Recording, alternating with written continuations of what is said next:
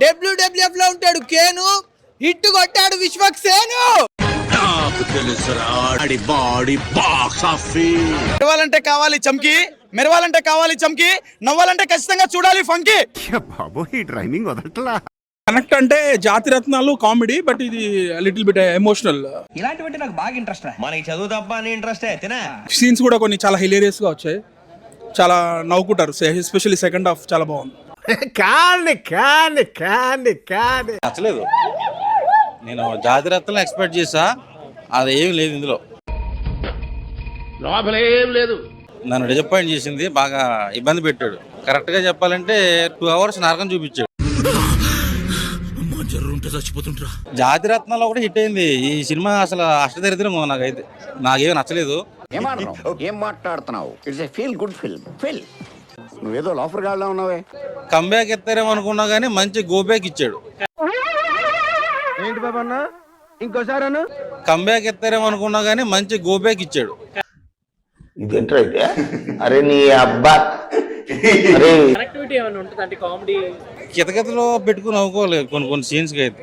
First 2 weeks అలాగే ఉంటుంది. ఆ తర్వాత పబ్లిసిటీతో అలా అలా అలా అలా పైకి లేపుతాం. మా టార్గెట్ మేము రీచ్ అవుతాం.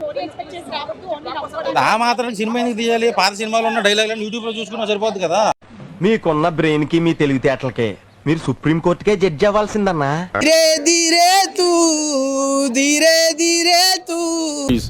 నన్ను వదిలేసి, కావాలంటే నా జేబులో 6 రూపాయలు ఉన్నాయి, తీసుకో. ఇక్కడ దిల్లే ఆ గయి మేరే దిల్లే లే గయి. పాట్నా సిటీ బీహార్ ఏముంది, హీరోయిన్ కాయాడు లోహార్. దీన్ని ఏమన్నా సన్నాస దరిద్రుడా. ఇంకోటి ఈ సినిమా గురించి చెప్పాలంటే గలీజ్ అనిపిస్తుంది.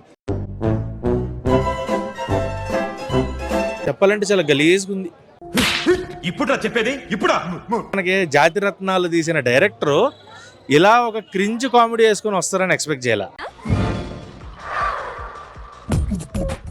నవ్వు ఆపుకుంటున్నావు కదరా. బలవంతంగా ఇప్పుడు నవ్వాలి, అందరూ నవ్వుతున్నారు థియేటర్లో, ఈ నవ్వపోతే వీడికి హాస్యగ్రంథులు లేవా ఏంటి అని అనుకుంటారేమో అని ఫీలింగ్ నవ్వుదా ఉన్నారు. పక్కన వాళ్ళు నవ్వట్లా.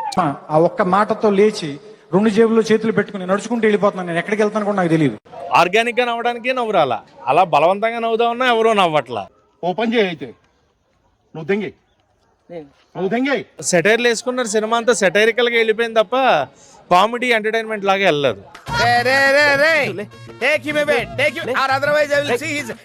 ఆ కామెడీ అనేది ఆర్గానిక్ గా నవ్వాలి అనే కామెడీ అయితే జనరేట్ అవ్వలేదు సినిమాలో. బికాస్ ఏం చేద్దామంటావు మరి?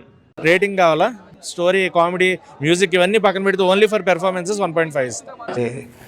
చాలా పాపం రా, చాలా పాపం రా.